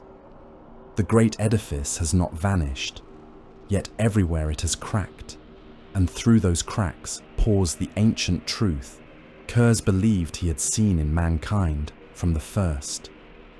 When systems lose coherence, fear rushes in to do the work that trust can no longer manage. Such a galaxy is fertile ground for exemplary violence. In ages of confidence, law may hide behind procedure and institutional permanence. In ages of abundance, command may veil itself in promises, in negotiated obedience, in the claim that order serves a common future. But in an age of isolation, siege, administrative collapse, and endless local catastrophe, power is measured by what it can enforce immediately and publicly. A world cut off from higher authority does not have the luxury of subtle legitimacy. It needs compliance before morning. It needs the riot broken before the starvation spreads. It needs the mutiny strangled before the neighbouring Habs decide the chain of command can be snapped without consequence. Under such conditions, exemplary punishment ceases to be a shameful excess and becomes, in the minds of frightened rulers, the fastest available language of control. The body displayed in the square says more than any proclamation. The severed heads wired to the voxmast carry more certainty than a month of official decrees. The flayed saboteur hanging above the ration queue tells a starving population in one glance and one smell of opened meat turning in cold air, exactly what will follow disobedience. This is the logic in which the Night Lords have always moved with predatory grace. Where vast structures fail, fear becomes one of the few forms of power every soul can still read without instruction. Hope requires explanation. Ideology requires transmission, trust, and time. Fear needs only a witness. A mother in a hive corridor does not need a legal education to understand the meaning of a neighbour nailed open to the bulkhead, entrails steaming down to the deck, tongue removed, accusation branded across the chest in still smoking iron. A militia lieutenant does not require strategic briefings to understand the significance of his commander's head, split open and emptied, set upon the command lectern, while blood still drips into the map projector. A manufactorum labour gang understands instantly what policy means when one overseer is strung from a crane by his own spine, and another is left alive just long enough to confess his thefts over the public address vox before a bolt shell turns his skull to red mist. Fear is immediate. Fear is universal. Fear reaches across class, creed, education, and culture with a terrible democracy of the knife. Curze understood this on Nostramo. The present age, by its own collapse, has made that understanding newly relevant. This is one of the great truths of all post-cataclysm existence in the 41st millennium. Aftermath often reveals more than triumph ever did. Grand structures fail, and what remains are survivors, scavengers, remnants, and those ruthless enough to discover where they still fit in the wreckage. The age after the great Imperial certainties has become a graveyard of broken continuities, where every institution tries to convince itself it remains whole, while living by habits born in panic and emergency. In such an age, survivor logic becomes sovereign. Men no longer ask which system is just. They ask which one still functions by dawn. Worlds no longer ask what order deserves their loyalty. They ask which power can keep the next convoy from being looted, the next water reserve from being poisoned, the next spire revolt from spreading upward in flames. That mode of existence favours those who understand. Collapse not as temporary crisis, but as the native condition of life. It favours those who have always known that stable civilization is a mask stretched over appetite, and that once the mask tears, terror steps forward to govern. Few forces in the galaxy have been shaped more perfectly for that reality than the sons of the Night Haunter. The bitter irony is that the Imperium itself increasingly rules in ways that would have confirmed Curze's darkest convictions. Once, at least in its own self-narration, it could pretend to be the bearer of unity, reason, destiny, and species-wide survival. Even when that narration was soaked in blood, it still claimed light as its emblem. Now the claim sounds thin against the reality visible on 1,000 fronts. The Imperium governs through dread, spectacle, punishment, and myth, because those are the currencies left to it. It sanctifies suffering because it cannot alleviate it. It exalts martyrdom because it has no promise of safety to offer. It stages executions not merely to eliminate offenders, but to reassure itself that authority still has teeth. It fills cathedrals with towering relics, incense, chant, and thunderous iconography, because a population kept in awe is easier to rule than one encouraged to think too clearly about what has become of the human project. It asks for faith where once it claimed reason. It asks for obedience where once it promised reunion. It asks men to die in uncounted billions while naming the attrition holy. The machinery of the state has become inseparable from the theatre of fear. In this, there is a cruel vindication of Curze's worldview. He always believed the rhetoric was false. He believed that beneath every claim of law, progress, and public good, there lay only force, and beneath force, there lay the certainty of punishment. The present Imperium has not consciously embraced him, nor would it ever confess such kinship. It hates his memory because his sons wear the truth too openly. Yet, what is the difference, at the level of lived experience, between a world kept obedient by the terror of the Night Lords and a world kept obedient by commissarial executions, ecclesiarchal threats of eternal damnation, penal tithes, ration massacres, and the public ruin of those made examples by desperate governors? The scale differs, the ritual forms differ, the banners differ, the underlying grammar grows harder to distinguish with each passing age. The Imperium has become more comfortable ruling through fear because it is less capable of ruling through anything else. In this sense, it has drifted, against all its protestations, toward the kind of truth Curze took for fundamental. That raises an ugly possibility. Are the Night Lords, for all their fragmentation and degeneration, better adapted to this age than forces built upon nobler or more ideal-driven assumptions?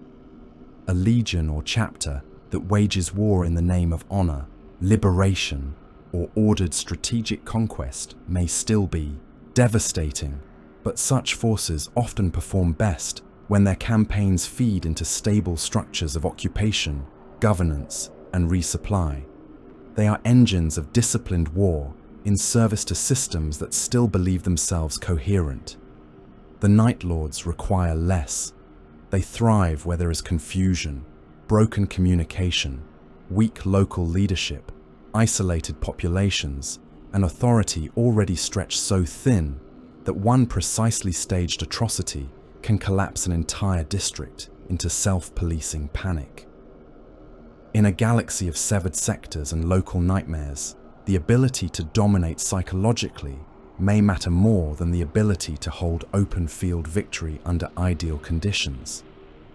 The Eighth were made for poisoned environments where certainty dies first and fear does the remaining work. Consider the practical potency of terror raids in fragmented war zones. A conventional assault must often seize and hold, bleed and reinforce, reduce fortifications through measurable expenditure.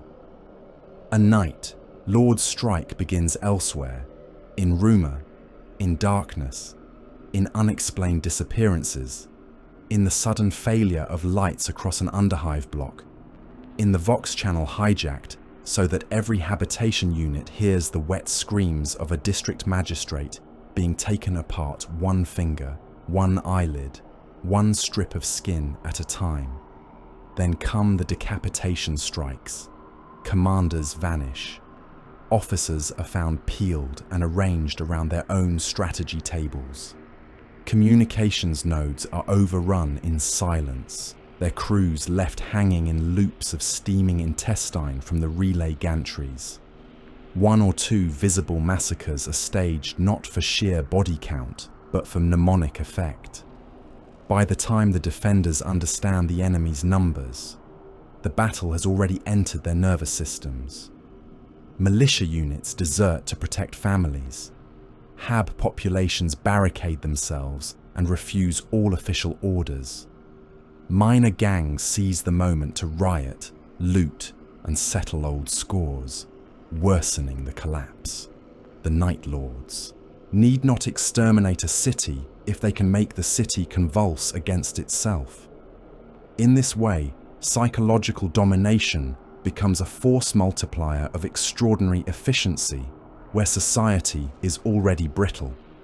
This does not mean the Eighth have improved. It does not mean they have risen above the long centuries of spite, predation, and purposeless cruelty into some newly clarified or disciplined nobility. Their decks still drip. Their armor still bears skin stitched by old hands. Their raids still leave corridors painted with arterial spray, jawless torsos heaped against blast doors, brains trodden into deck plating by ceramite boots as they advance through red mist and emergency lumen flicker. What may be changing is not them in a moral sense, but the environment around them. The galaxy has grown more like Nostramo. It is darker, more corrupt, more fragmented, more habituated to survival through intimidation and exemplary brutality. In such a setting, methods once seen as embarrassingly excessive begin to look grimly apt. The Night Lords draw closer to their true purpose, not because they have cleansed themselves of degeneration, but because degeneration has spread outward into the conditions of the age itself. There is something almost obscene in the precision of this convergence. Curze's revelation on Nostramo was that men obey when they are afraid, not because fear ennobles them, but because fear strips them down to the one instinct power can reliably shape. During the Great Crusade, that revelation was formalized into legionary doctrine. During the Heresy, it was unmoored from Imperial order and collapsed into fragmented brutality. During the long ages after, it survived in shards, in ritual, in remembered method. Now the galaxy stands in a state where populations are once more isolated, rulers are once more desperate, and authority is once more sustained less by trust than by the visible consequence of disobedience. Under such conditions, the old lesson regains force, not as theory, as practice. And so one arrives at the darkest possible formulation of the entire matter. Perhaps the 8th Legion was never ahead of its time morally. There was never anything noble in its methods waiting to be vindicated by history. There was only horror, only the cold efficiency of terror applied to human weakness. But prophecy is another thing entirely. Perhaps the sons of Curze were not visionaries in the sense of building a better order. Perhaps they were prophets in the sense that they embodied, too early and too nakedly, the political truth toward which a dying empire would eventually crawl once all its loftier disguises had burned away. If that is so, then the current age does not redeem the Night Lords. It simply reveals that the galaxy has become the sort of place in which their nightmare was always meant to thrive. No honest reading of the 8th Legion can end in absolution. No sane man can look upon the work of Conrad Curze and say that nobility was hidden within the opened ribcage, that virtue waited in the flensed hide, that justice emerged purified from torture racks, terror raids, and the black rain of butchered flesh thrown from battlements to burst upon the stones below. The Night Haunter was not right in any uplifting sense. He did not uncover a higher path of governance concealed from softer minds. He did not pierce through hypocrisy to reveal some stern but righteous order fit for empires and worthy of praise. His lesson was born in a graveyard world and taught through mutilation. Its every proof came screaming.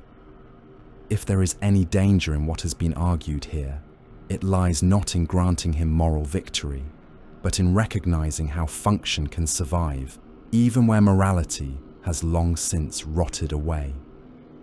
One may condemn the method utterly and still be forced to admit that it fits the age now stalking the stars with a hideous precision. That is the heart of the matter. The sons of Curze may fit the present galaxy more completely than they have in 10,000 years. Not because they have risen, not because they have become disciplined in any noble sense, or recovered some lost purity from beneath the blood, spite, and carrion appetites that have defined so many of their scattered warbands across the long night of Imperial decline. They fit because the galaxy has sunk.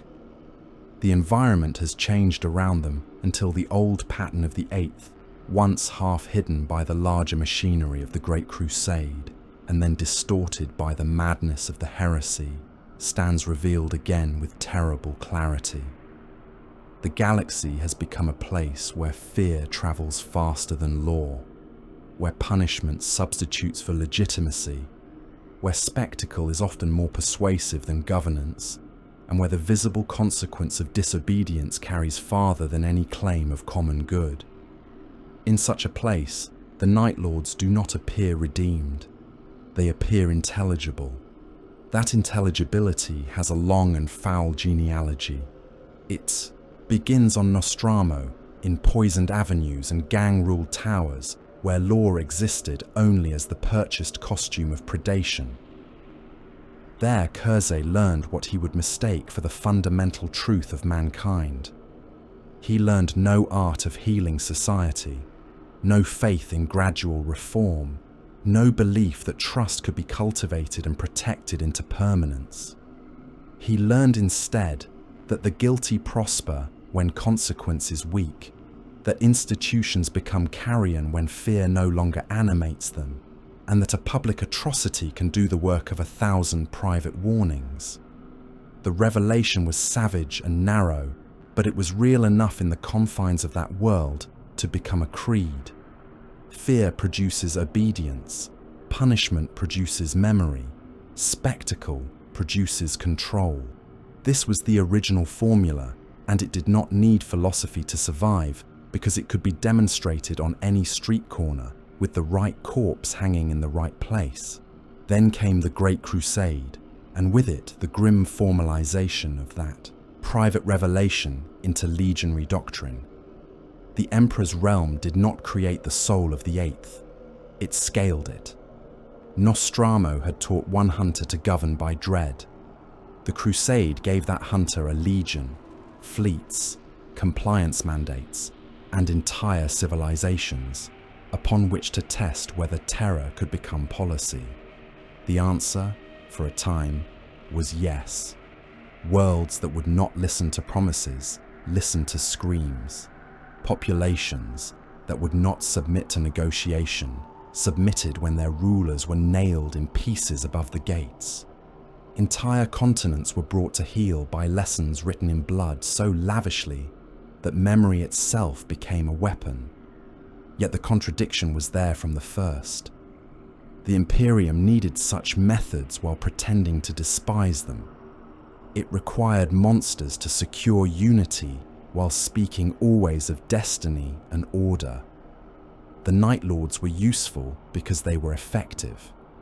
They were despised because they exposed too plainly the truth that imperial control often rested not on consent, nor on admiration, but on the certainty of exemplary ruin.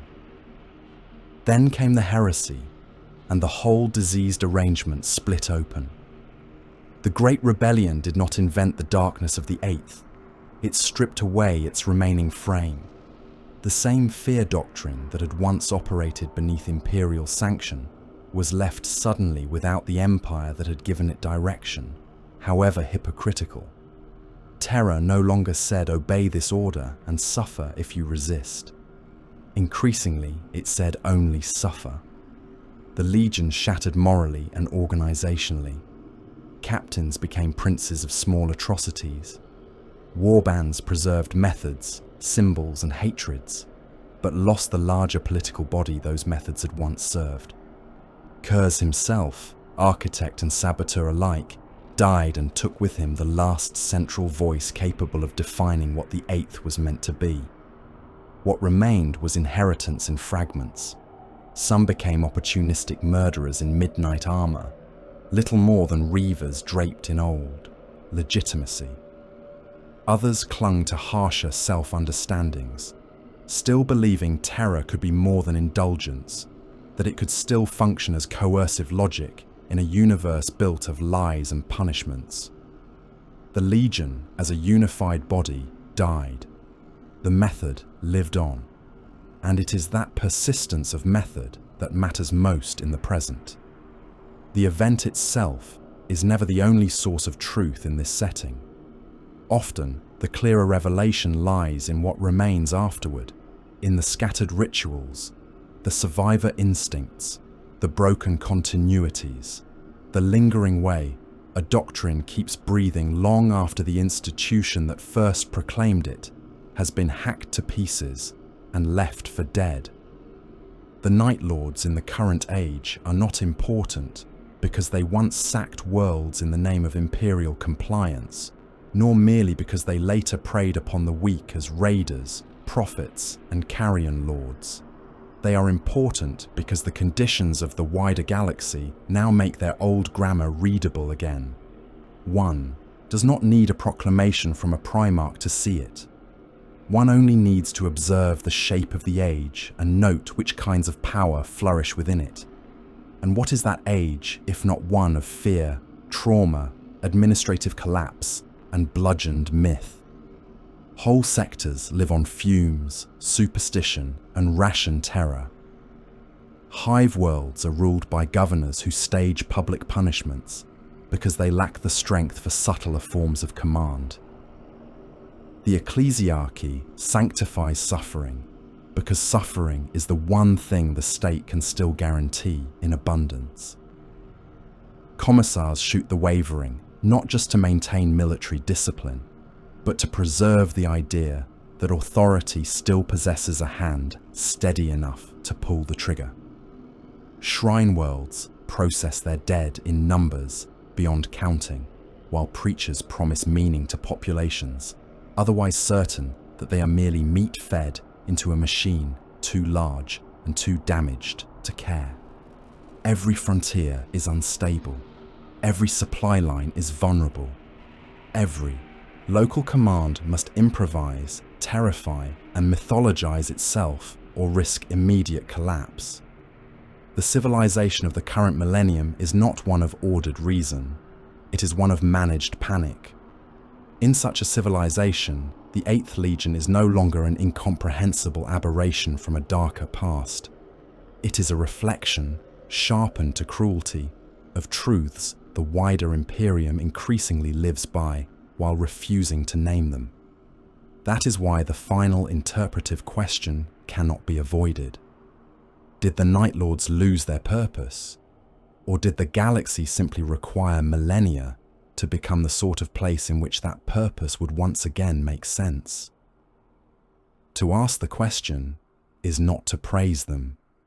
It is to ask whether what once seemed excessive was actually premature. The sons of Curze may have appeared grotesquely overfitted to a worldview too bleak even for the empire that employed them. But what if the empire was only delaying its own convergence with that worldview? What if Curze's great crime, beyond all the bodies and all the screams, was that he enacted too early and too nakedly the political truth toward which a dying Imperium would eventually crawl once its better disguises had burned away? What if the Night Lords did not become newly relevant by changing themselves, but by enduring long enough for reality to tilt back in their direction? Here the paradox closes with all the inevitability of a noose drawing tight. The more broken the Imperium becomes, the more intelligible the Night Haunter's method appears. not admirable, not righteous, intelligible. Every failed institution, every isolated world, every governor who rules by spectacle because procedure has collapsed, every frightened population that can still read the lesson in one mutilated body hung above a public square.